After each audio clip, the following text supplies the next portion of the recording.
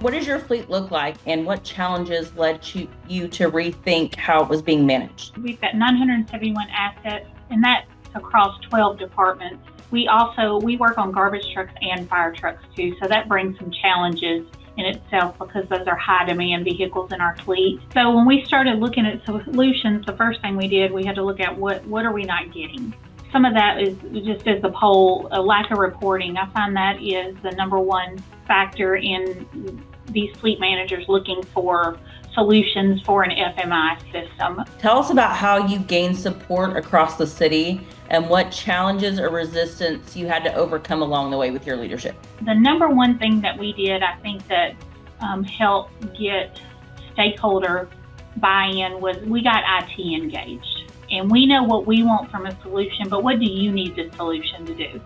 What are the things that you need the solution to do? I'm not an IT person. I would never have dreamed to even try to think what they needed. So that's key, is get IT engaged early. Once you had the green light to say, yep, this is who we're going to go with, what did the rollout look like for Franklin, and what steps were most important? So one of the biggest steps for us was the data, getting the data cleaned up, which we started on that long before we chose a solution. We started on our data cleanup. I can't stress that enough. If you even think you're going to an FMI system, start your data cleanup. And then we basically followed Faster's rollout guide, which was very clear and concise. And we were able to get all that done before we even went in the sandbox testing.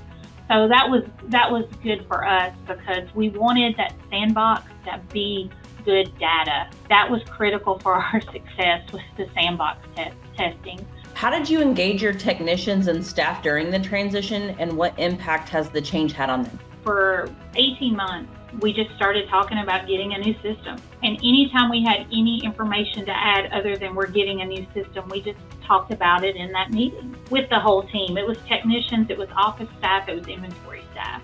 That was huge, just that constant communication, because then there's no surprises. You've just heard Franklin's story, the challenges they were facing and how they were able to get leadership buy-in, right? And the results that they're seeing today. I want to connect those wins really to how Faster helped enable them, right? So comprehensive reporting being the first. Franklin went from hours in legacy tracking to real-time visibility.